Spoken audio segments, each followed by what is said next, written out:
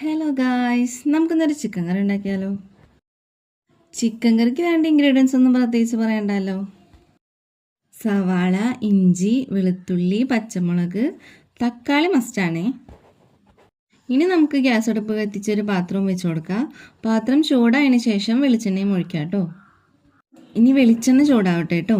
ഇനി അപ്പുറത്തേക്ക് നോക്കണമെങ്കിൽ നമ്മുടെ കണമ്പൂര് അവിടെ കിടന്ന് തിളക്കുന്നുണ്ട് കേട്ടോ. ഇനി നമുക്ക് വെളിച്ചെണ്ണയിലേക്ക് ഒരിത്തിരി സവാളയും ഇച്ചിരി ചതച്ച് ഇഞ്ചി ഇട്ട് കൊടുക്കാം കേട്ടോ. ഇനി ഇത് നന്നായിട്ടൊന്ന് മൊരിയിച്ചെടുക്കണം. ഇനി ബാക്കിയുള്ള സവാളയും കൂടെ നമുക്ക് ഇട്ട് കൊടുക്കാം. ഇനി ഇതൊന്ന് നന്നായിട്ട് വഴണ്ട് വന്നവരെ നമുക്ക് ഇവിടെ വെയിറ്റ് ചെയ്യാം. വഴണ്ട് വന്നുന്നുണ്ടോ എന്ന് നോക്കി അവിടെ നിൽക്കരുതിട്ട, ഇടക്കിടക്ക് ഇളക്കി കൊടുക്കണേ, അല്ലെങ്കിൽ നമ്മുടെ സവാള കരിഞ്ഞു പോകും.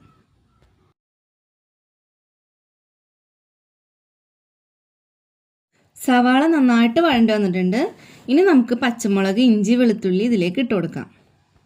ഇതൊക്കെ ഒന്ന് ഇളക്കി യോജിപ്പിച്ചതിന് ശേഷം ഇഞ്ചിയുടെയും വെളുത്തുള്ളിയുടെയും ഒരു കുത്തുമണം മാറുന്നത് വരെ നമുക്ക് വെയിറ്റ് ആക്കണം. അതുവരെ നമുക്കിതൊന്ന് നന്നായിട്ട് വഴറ്റെടുക്കാം കേട്ടോ. ഇനി നമുക്ക് നമ്മുടെ ചിക്കൻ കറിയിലെ മെയിൻ ആയിട്ടുള്ള തക്കാളി ഇട്ട് കൊടുക്കാം കേട്ടോ. ഇനി തക്കാളി നന്നായിട്ട് ഇളക്കി യോജിപ്പിച്ച് അതും വഴണ്ടവരെ നമുക്ക് വെയിറ്റ് ആക്കാം. തക്കാളി നന്നായിട്ടൊന്ന് വരണ്ടോട്ടെ കേട്ടോ.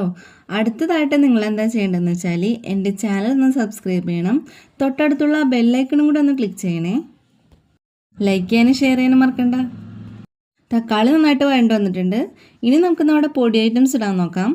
ആദ്യമായിട്ട് കുറച്ച് മഞ്ഞൾപ്പൊടി. അങ്ങനെ മഞ്ഞൾപ്പൊടി ഇട്ട് നന്നായിട്ട് യോജിപ്പിച്ചതിന് ശേഷം അടുത്തതായിട്ട് നമുക്ക് മല്ലിപ്പൊടി ഇട്ട് കൊടുക്കാം. മല്ലിപ്പൊടി ഒരു 4 ടേബിൾ സ്പൂണോളം മതിയാവും. മല്ലിപ്പൊടി ഇട്ട് നന്നായിട്ട് ഒന്ന് ഇളക്കി കൊടുക്കണം. മല്ലിപ്പൊടി നന്നായിട്ട് ഇളക്കി കൊടുത്തതിന് ശേഷം നമുക്കൊരു 15 മിനിറ്റോളം വെയിറ്റ് ചെയ്യേണ്ടി വരും.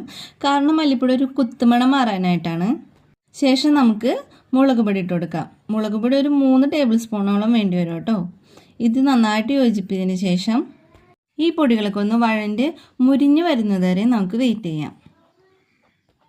അതിനുശേഷം ഒരു ഗ്ലാസ് വെള്ളം നമുക്ക് ഒഴിച്ചു കൊടുക്കാം. നന്നായിട്ട് യോജിപ്പിക്കാം.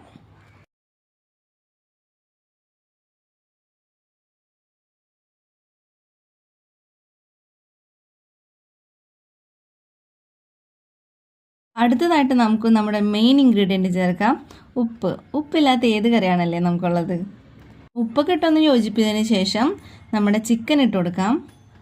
ചിക്കൻ ഇട്ട് കൊടുത്ത് നന്നായിട്ടൊന്ന് ഇളക്കി യോജിപ്പിക്കണം. നമ്മൾ ചിക്കൻ ഇട്ടൊന്ന് ഇളക്കി കഴിയുമ്പോൾ ഒട്ടും വെള്ളമില്ലാന്ന് വിചാരിച്ച് കുറേ വെള്ളം കോരി ഒഴിക്കാൻ നിൽക്കരുത്. നമ്മൾ 1 ഗ്ലാസ് വെള്ളം ഓൾറെഡി ഒഴിച്ചിട്ടുണ്ട്. പിന്നെ ചിക്കൻ വെന്ത് കഴിയുമ്പോൾ ചിക്കനിൽ നിന്നും വെള്ളം വരും. ഇനി നമുക്കിതൊന്ന് അടച്ചു വെച്ച് വേവിക്കാം കേട്ടോ. ഇനി മൂടി തുറന്നു കഴിയുമ്പോഴുള്ള കാഴ്ചയാണ് കാഴ്ച നിങ്ങൾ കാണുന്നത്. ഒട്ടും വെള്ളമില്ലാത്ത ചിക്കനിൽ ഇത്രയും വെള്ളം വന്നപ്പോൾ അതിൻ്റെ ഇടയ്ക്ക് ഉരുളക്കിഴങ്ങ് അരിഞ്ഞിട്ടായിരുന്നു. അതിൻ്റെ വീഡിയോ എനിക്ക് എടുക്കാൻ പറ്റില്ല കേട്ടോ. നന്നായിട്ടൊന്ന് ഇളക്കി കൊടുത്തതിന് ശേഷം നമുക്കിനി ചിക്കൻ മസാല എടുക്കാം. ഞാനിവിടെ എടുത്തിരിക്കുന്നത് കിച്ചൺ ട്രഷേഴ്സിൻ്റെ ചിക്കൻ മസാലയാണ് കേട്ടോ. 10 രൂപയുടെ പാക്കറ്റാണ്. ആ പാക്കറ്റ് ഫുള്ള് ഞാനിട്ടായിരുന്നു. ചിക്കൻ മസാലയൊക്കെ ഇട്ട് നന്നായിട്ടൊന്ന് ഇളക്കി കൊടുത്ത് വറ്റി വരുമ്പോൾ നമ്മുടെ കറി റെഡി ആയിട്ടുണ്ട്.